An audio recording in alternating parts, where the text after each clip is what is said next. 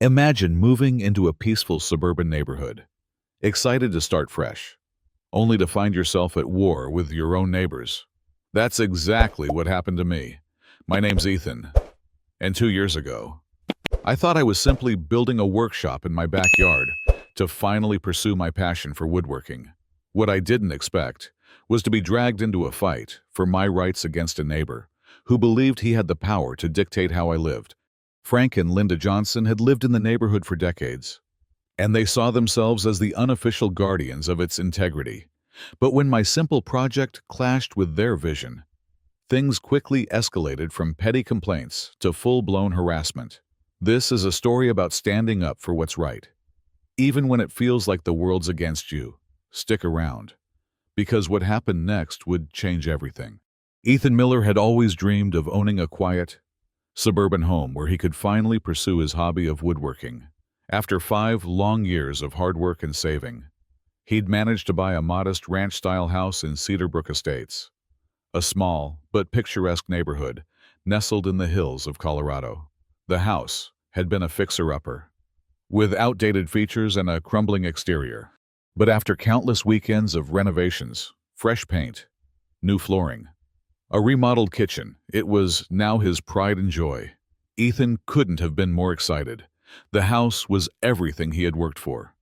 And now, he had the perfect opportunity to turn a small part of his backyard into a workshop where he could work on his projects. His goal was simple: a functional space where he could create, build, and restore furniture. A dream that had always seemed out of reach in the cramped apartments he'd lived in before. His next-door neighbors, Frank and Linda Wilkins, had been a fixture in the neighborhood for over 30 years.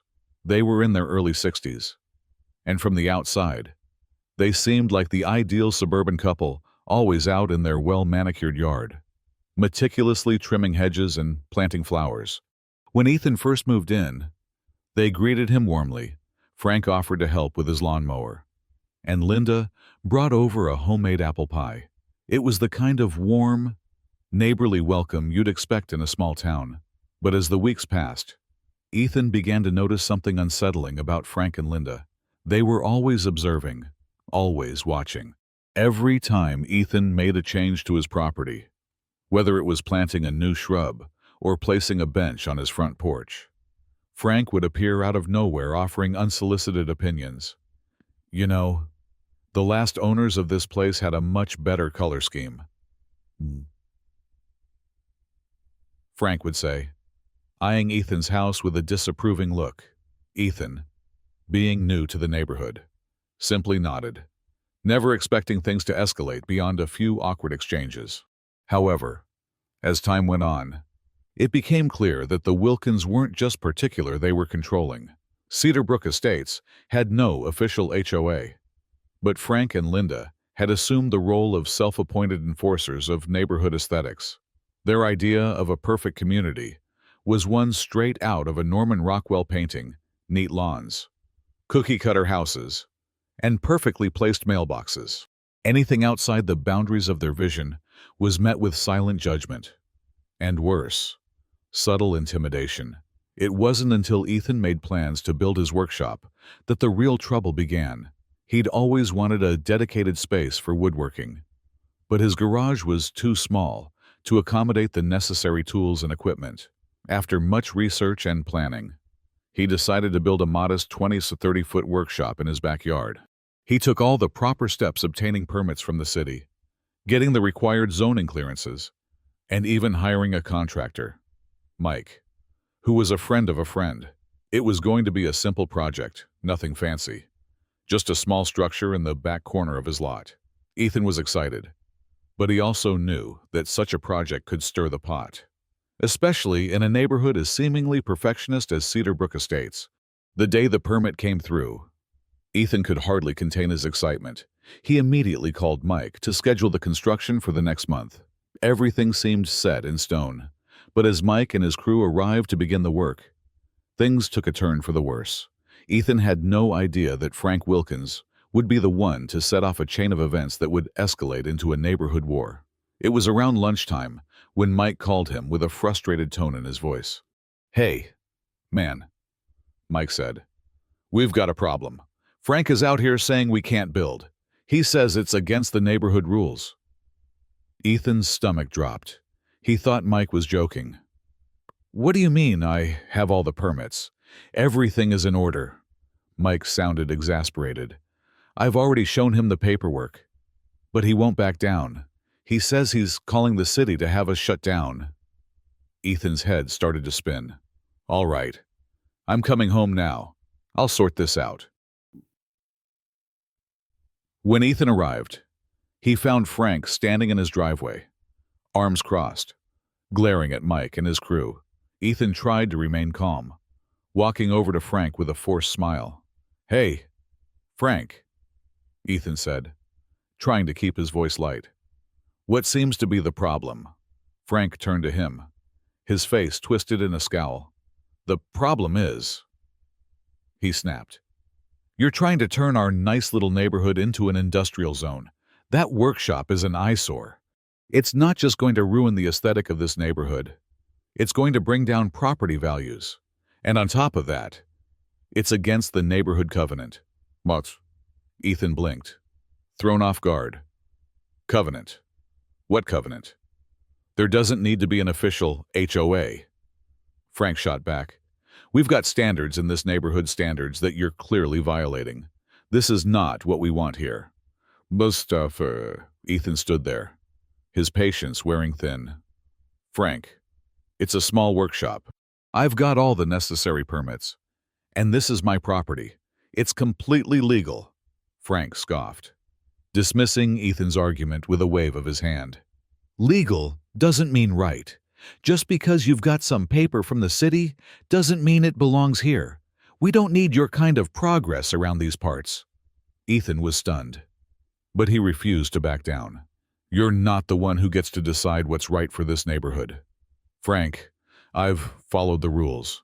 I'm within my rights to build this workshop." As Frank stormed off to make more phone calls, Ethan felt a sinking feeling in his stomach. This wasn't just a disagreement, it was personal, and he had a feeling this was only the beginning. Ethan couldn't shake the feeling that Frank was only just getting started. What had begun as a simple project had quickly turned into a full-blown conflict. After the tense encounter with Frank in his driveway, Ethan spent the following days dealing with a series of bureaucratic nightmares. Frank had made good on his threat to contact the city, and despite Ethan's valid permits and city approval, the calls from local officials started coming in. One day, a city inspector showed up unannounced. Ethan was at work, but Mike called him in a panic. "Hey, man, we've got another problem," Mike said, sounding exhausted. "There's a guy from the city here. He wants to inspect the site." Ethan clenched his jaw, fighting the urge to lash out. "What is this now? I've already cleared everything with the city. Did Frank send him?" Mike hesitated. "I don't know, man, but the guy seems official. He's saying that the workshop might violate historical district zoning laws." Ethan nearly dropped his phone. "Historical district? There's no historical district here." "Are they trying to pull something?" "I don't know," Mike said. "But they're saying it's some kind of aesthetic issue, and now they're talking about zoning codes from the 60s. Like, this neighborhood's got some sort of special designation. Furious." Ethan hung up and rushed home. By the time he got there, the inspector was in the backyard, scribbling notes and taking measurements. Ethan marched over, his frustration bubbling over.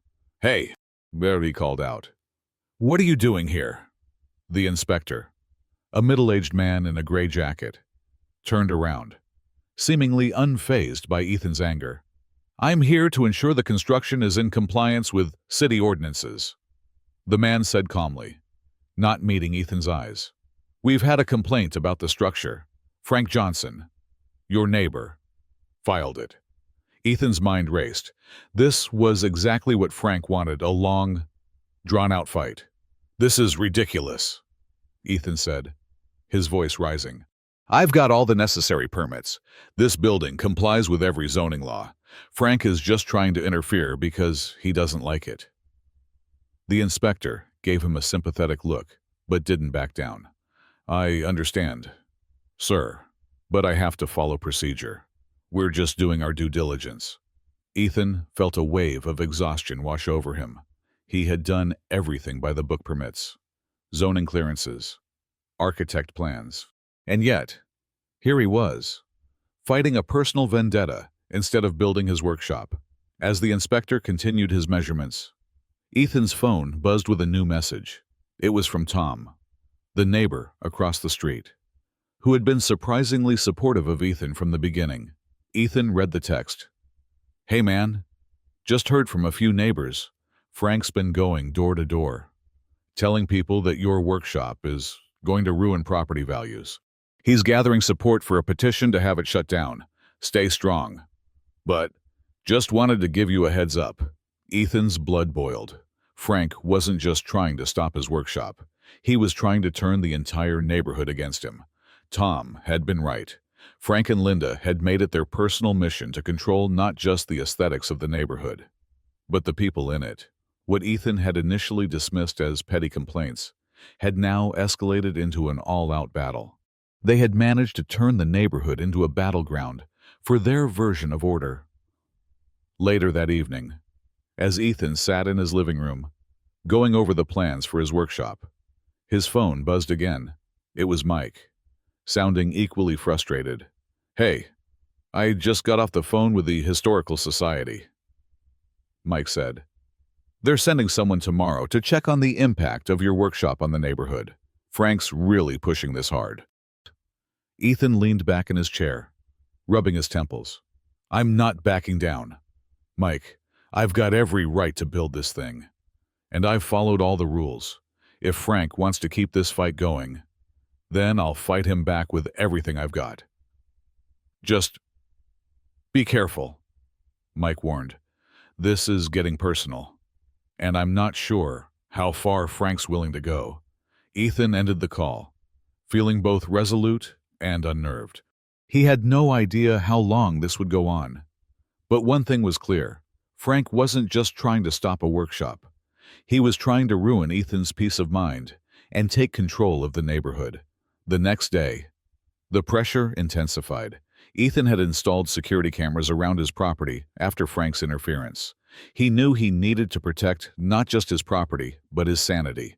As Mike and his crew arrived to continue work, Frank was waiting outside, standing at the edge of Ethan's property line, with a camera of his own. Ethan stepped outside, his frustration mounting. "Frank, this needs to stop," Ethan said firmly. "I've got every right to do this. If you don't like it, that's your problem. But don't drag the rest of the neighborhood into it." Frank shot him a cold smile. "It's not just my problem, Ethan. It's the neighborhood's problem. And you'll see that soon enough. No one's going to let you ruin this place with your little project." For a moment, Ethan was speechless. It wasn't just about the workshop anymore, it was about control. Frank wanted to dictate who could live in the neighborhood and what they could do with their own property. Ethan could feel the weight of that realization settling in. But one thing was clear: if Frank wanted a fight, Ethan would give him one. The war for his home, his workshop, and his peace of mind had only just begun, and he wasn't about to let Frank or anyone push him out of his own life. The days following Ethan's encounter with Frank were tense and exhausting. The neighborhood, once peaceful, now felt like a battlefield, each corner occupied by whispers of Frank's ongoing campaign against him. Frank and Linda's relentless efforts to rally the neighbors against Ethan only pushed more people toward his side. But it was clear the fight wasn't over yet. Ethan's workshop had become more than a personal project.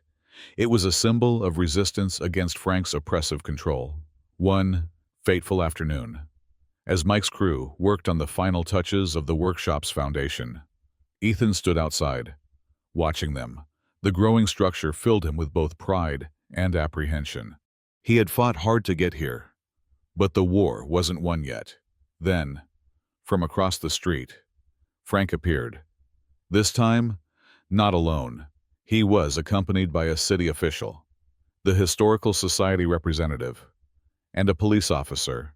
Ethan felt his stomach tighten. Frank was pulling out all the stops now. "What's this?" Ethan asked, walking toward the group. "This is your last chance." "Ethan," Frank said, his voice low and menacing. "You've been warned. This workshop is a blight on our neighborhood. If you don't tear it down, we'll force the issue legally. The city's already reviewing your case." The Historical Society representative stepped forward, holding a clipboard. "We're concerned that the construction, despite your permits, doesn't align with the character of the neighborhood. We've had multiple complaints." Ethan felt the weight of the words pressing on him, but he refused to back down. "Frank, you've twisted everything. I've followed all the rules. You've tried every tactic you can think of. But I'm not going to give up. You can't dictate to me or anyone else in this neighborhood.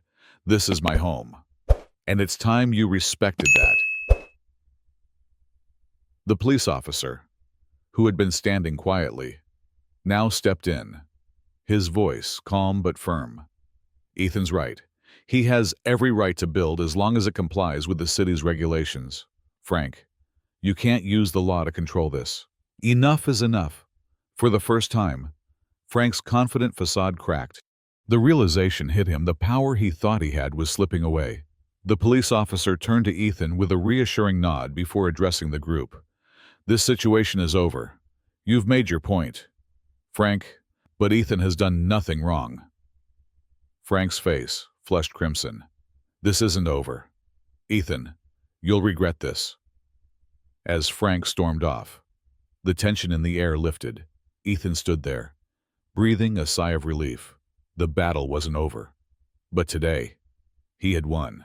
And that small victory gave him the strength to continue, because sometimes standing up for what's right was the only thing that mattered.